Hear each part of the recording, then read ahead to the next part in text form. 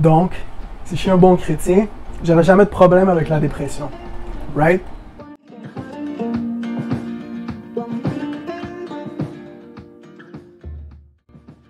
Bonjour guys, mon nom à moi c'est Philippe Antoine. Et aujourd'hui j'aimerais discuter avec vous de ce que la Bible dit par rapport à la dépression.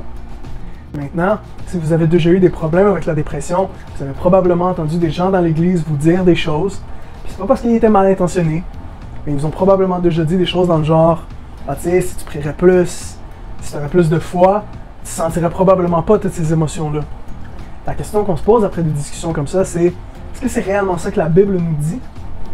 Moi, je vous dirais que non. Puis je vous demanderai juste quelques instants pour me laisser vous le prouver. Si moi, Philippe Antoine, je vous dirais que j'étais souvent bouleversé.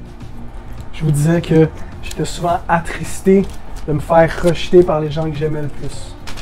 Si je vous disais que je passais souvent des nuits à pas dormir, que ça me rendait fatigué, que je sautais des repas, que je ne mangeais pas.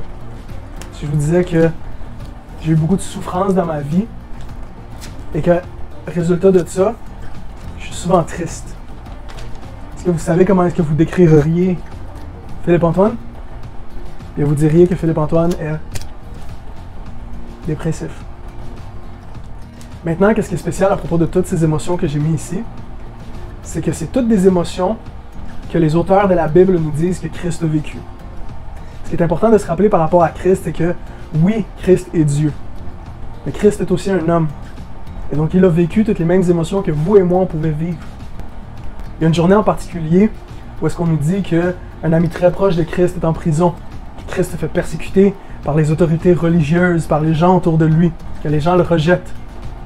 Christ va se lever devant la foule et va leur dire « Venez à moi, vous tous qui êtes fatigués et chargés, et je vous donnerai du repos.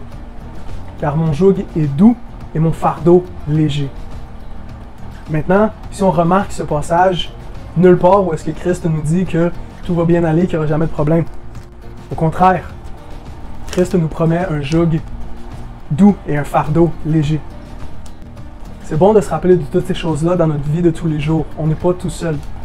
Parce qu'à la fin, c'est ça le message que Christ nous envoie. Et c'est dans cet esprit-là que si vous souffrez de problèmes avec la dépression, je vous souhaite réellement de trouver quelqu'un à qui vous pouvez parler. Que ce soit un pasteur, un ami, un membre de votre famille ou un professionnel de la santé. Votre santé est importante et il y a des gens qui veulent être là pour vous supporter. Puis à la fin, vous pouvez toujours en parler à Christ lui-même et il sera là pour vous. Que le Seigneur vous bénisse, guys. Passez une bonne journée.